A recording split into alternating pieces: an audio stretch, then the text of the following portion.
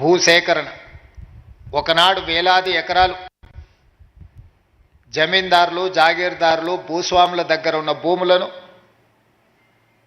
Agriculture ceiling act తీసుకొచ్చి భూ పరిమితి చట్టాలు తెచ్చి వాళ్ళ దగ్గరున్న లక్షలాది ఎకరాలను ప్రభుత్వం వాళ్ళ నుంచి తీసుకొని దళితులకు గిరిజనులకు ఆదివాసీలకు బలహీన వర్గాలకు ఆత్మగౌరవం తెచ్చే భూ కేటాయింపులు కాంగ్రెస్ ప్రభుత్వం శ్రీమతి ఇందిరాగాంధీ గారు చేపట్టారు.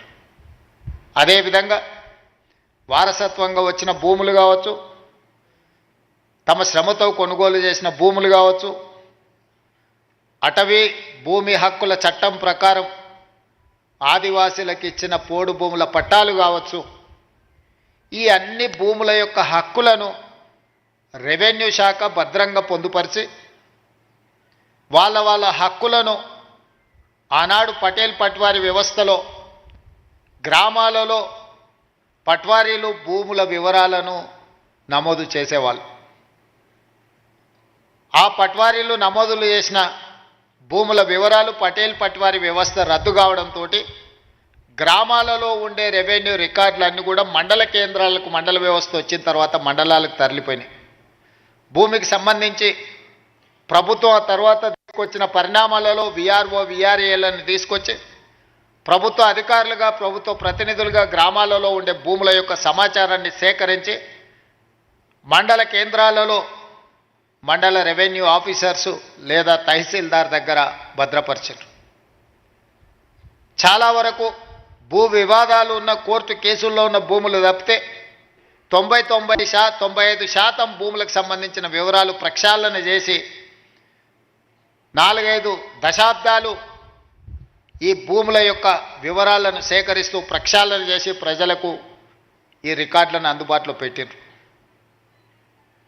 ఉన్న పలంగా తెలంగాణ రాష్ట్రం వచ్చిన తర్వాత పాలకుల మెదడులో కదిలిన ఆలోచన 2020 భూముల యొక్క చట్టాలను అన్నిటిని కూడా ROR యాక్ట్ను మారవాలన్న ఆలోచన. రెవెన్యూ చట్టాలను మారవడమే కాదు, ఆనాడు ప్రవేశపెట్టిన ధరణి అనే ఒక యాప్ ఈ ప్రాంత ప్రజలకు రైతులకు ఒక పీడకలగా మారి ఇంతకుముందు మిత్రులు బట్టి విక్రమార్క గారు చెప్పినట్టు ఒక తహసీల్దార్ మీదనే పెట్రోల్ పోసి తగలబెట్టే పరిస్థితి. ఇబ్రహీంపట్నంలో ఈ ధరణి భూతంలో వచ్చిన మార్పులు జంట హత్యలకు కారణమైంది. అదేవిధంగా సిరిసిల్లలో ఒక మహిళ అధికారుల చుట్టూతో తిరిగిన తహసీల్దార్ స్థాయిలో ఆ సమస్యలు పరిష్కరించే వీలు లేకపోవడం వల్ల తహసీల్దార్ విధానాలనే అనుమానించి తన మెడలో ఉన్న తాలిబొట్టును తహసీల్ ఆఫీస్కు వేలాడదీసింది. నేను ఇంతకంటే ఇవ్వగలిగింది నా దగ్గర ఏమీ లేదు, నా తాలిబొట్టు తీసుకొనైనా నా భూమిని నా పేరు మీదకి బదలాయించమని. వీటన్నిటికీ కారణం రెవెన్యూ సిబ్బందే మూలమని చెప్పి ఆనాటి పాలకులు మిమ్మల్ని దోషులుగా, మిమ్మల్ని దోపిడీదారులుగా, మీరు ప్రజలని దోసుకోవడానికే రెవెన్యూ శాఖ సిబ్బంది ఉన్నట్టుగా చిత్రీకరించి తద్వారా లబ్ధి పొందాలని ఆనాటి పాలకులు ప్రయత్నం చేశారు.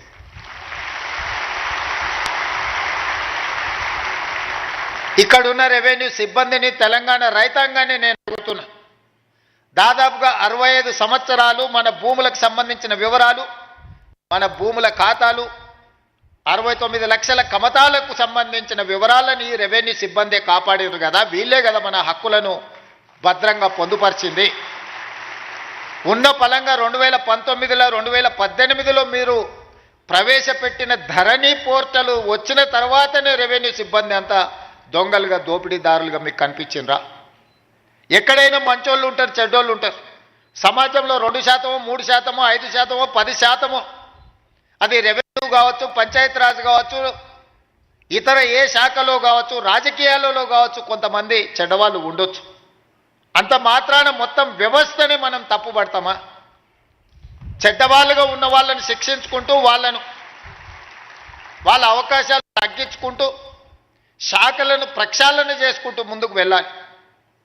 ఇంట్లో ఒకవేళ ఎలక దూరితే ఇల్లు తగలబెట్టుకోము కదా, పొగబెట్టి ఆ ఎలకను పట్టుకునే ప్రయత్నం చేయాలి తప్ప ఇల్లు తగలబెట్టుకునే విధానం ఎక్కడైనా మనం చూసినామా? మరి గత ప్రభుత్వం మిమ్మల్ని దోషులుగా, మిమ్మల్ని బూచీగా చూపించి చట్టాలను మార్చి, ఆ చట్టాలను కొద్దిమందికే చుట్టాలుగా మార్చి వేలాది ఎకరాలను కొల్లగొట్టే ప్రయత్నం జరిగిన మాట వాస్తవం కాదా? అందుకే ఎన్నికల కంటే ముందు సమ్మక్క సారలమ్మ ఆశీర్వాదంతో నేను పాదయాత్ర మొదలుపెట్టి, ఆ తర్వాత ఆదిలాబాద్ నుంచి ఖమ్మం జిల్లా వరకు మా మిత్రుడు బట్టి విక్రమార్క గారు పాదయాత్ర చేసినప్పుడు పేదవాళ్ళు, ముఖ్యంగా దళితులు, గిరిజనులు, ఆనాడు పోడు భూముల పట్టాలు పొందిన వాళ్ళు కావచ్చు, ఇందిరమ్మ రాజ్యంలో ఆనాడు అసైన్మెంట్ భూములు దాదాపుగా 25 లక్షల ఎకరాలు పేదలకు పంచిపెట్టిన వాళ్ళు కావచ్చు, లేదా స్వకష్టార్జితంతో సంపాదించుకున్న సొమ్ముతో కొనుగోలు చేసిన భూముల వివరాలు చిన్న చిన్న సమస్యలతోని శాశ్వతంగా తమ భూమి తమది కాదు అని తెలిసినప్పుడు వాళ్ళ ఆవేదన, వాళ్ళ దుఃఖం వర్ణాతీతం. తను కష్టపడి జీవితాంతం తనకు గ్రామంలో గుర్తింపు, గౌరవాన్ని తెచ్చిపెట్టిన తన సొంత భూమి తనది కాకుండా పోతున్నప్పుడు ఆ భూ యజమాని యొక్క బాధను మనం అర్థం చేసుకోవాలి. నాడు ప్రభుత్వంలో ఉన్న పెద్దలకు శాసనసభలో చర్చల సందర్భంగా కానీ ఇతర ప్రజాప్రభుత్వ కార్యక్రమాలలో ఎంత మాత్రం చెప్పినా వాళ్ళ చెవికి ఎక్కలేదు. అందుకే చివరగా మేము చెప్పినాం, మా ప్రభుత్వం వస్తుంది, ధరణిని ఆనాటి ప్రభుత్వం చేసిన చట్టాన్ని బంగాళాఖాతంలో ఇసురుతామని. వాళ్ళు చేసింది తప్పు, దాన్ని బంగాళాఖాతంలో విసరడం పెద్ద విషయం కాదు. ఈనాడు మనం చేస్తున్న చట్టం పేదలకు చుట్టాలుగా ఉండాలి, పేదవాడి సమస్యని పరిష్కరించాలి, పేదవాడికి అనుకూలంగా సరళంగా ఉండాలి. దాన్ని అమలు చేసే రెవెన్యూ సిబ్బంది కూడా దీని పట్ల అవగాహన పెంపొందించుకొని దాన్ని అమలు చేయాలన్న ఆలోచనతోని నిరంతరం కమిటీలను కోదండ రెడ్డి గారి నేతృత్వంలో రేమండ్ పీటర్ గారిని, సునీల్ని, చాలామంది సిబ్బందిని, అనుభవజ్ఞులను, ఐఏఎస్లను పెట్టి ఈ చట్టాలను వివిధ రాష్ట్రాలలో ఉన్న వాటిని కూడా పరిశీలించి ఆనాడు నిజాం పాలన నుంచి ప్రజాస్వామ్య ప్రభుత్వంలోకి వచ్చిన తర్వాత కూడా జరిగిన మార్పులు, చేర్పులను, చట్టాలను నిశితంగా పరిశీలించి వాటన్నిటిని కూడా ఒక అవగాహన కల్పించుకొని ఈరోజు నూతన ROR యాక్ట్ను ఈరోజు మనము తీసుకురావడం జరిగింది.